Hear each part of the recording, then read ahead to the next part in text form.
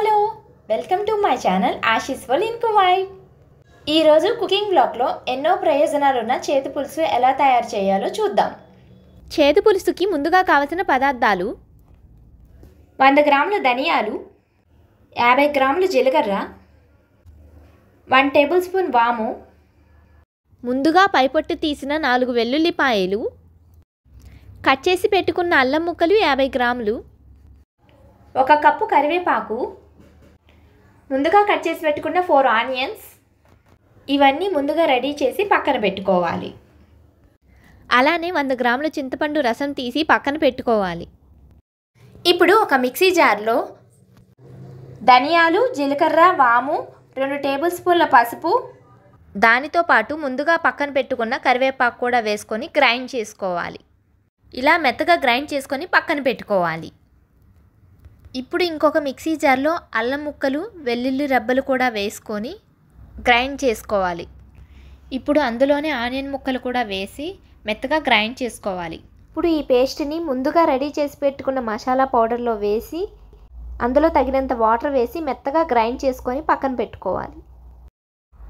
ఇప్పుడు ముందుగా stove on చేసుకొని ఒక గిన్నెలో తగినంత ఆయిల్ వేసి ఆయిల్ హీట్ అయ్యాక ఆవాలు, మినప్పప్పు, దాంతోపాటు వెల్లుల్లి రెబ్బలు కూడా వేసుకోవాలి. ఇలా వేయించుకుంటూ వెల్లుల్లి కలర్ చేంజ్ అయ్యాక ఎండుమిర్చి, కరివేపాకు కూడా వేసి వేయించుకోవాలి.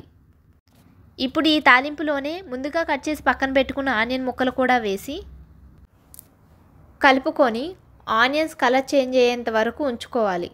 ఇలా ఆనియన్స్ కలర్ చేంజ్ అయిన తర్వాత ముందుగా గ్రైండ్ చేసి పెట్టుకున్న మసాలా పేస్ట్ని కూడా వేసుకోవాలి. ఈ మసాలా పేస్ట్ని లో ఫ్లేమ్లో పెట్టి వేయించుకోవాలి. ఇలా కొంచెం కలర్ చేంజ్ అయ్యాక అందులో తగినంత ఉప్పు, 2 టేబుల్ స్పూన్ల కారం, దాంతోపాటు 1/2 టేబుల్ స్పూన్ పసుపు కూడా వేసి మొత్తం మిక్స్ చేసుకోవాలి.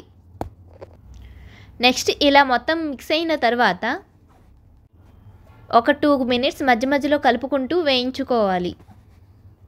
ఇప్పుడు పక్కన రెడీ చేసి పెట్టుకున్న చింతపండు రసం కొంచెం వేసి లో ఫ్లేమ్లోనే మిక్స్ అయ్యేంత వరకు కలుపుతూ ఉండాలి.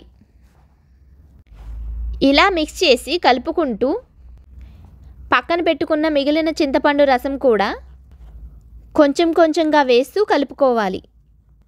ఈ విధంగా మునిగేంత వరకు వేసుకొని కలుపుతూ ఉండాలి. ఈ చేతి పులుసు నెలకొకసారి కలుపుకొని తినడం వలన కడుపులో పురుగులు పోయి ఆకలి బాగా వేస్తుంది. అలానే కఫం కూడా తగ్గుతుంది. ఇది పూర్తిగా మిక్స్ అయింది. ఇప్పుడు ఇందులో కొంచెం బెల్లం ముక్క కూడా వేసుకొని బెల్లం కరిగే వరకు కొంచెం కలుపుకొని మీడియం ఫ్లేమ్లో పెట్టి మూత పెట్టుకోవాలి. ఇలా మూత పెట్టి ఒక 10 మినిట్స్ మరగనివ్వాలి. 10 మినిట్స్ తర్వాత మూత తీసి ఇలా బాగా మరిగే వరకు ఉంచి ఇప్పుడు స్టవ్ ఆఫ్ చేసుకోవాలి. అంతే, చేతి పులుసు రెడీ అయింది. ఈ చేతి పులుసు ఆరోగ్యానికి చాలా మంచిది. ఇది డైజెషన్ కూడా చాలా బాగా పనిచేస్తుంది. సో మీరు కూడా తప్పకుండా ఈ చేతి పులుసుని ఒకసారి ట్రై చేసి చూడండి. ఇలాంటి మరిన్ని వీడియోస్ కోసం నా channel like, share and subscribe చేయండి. Thank you.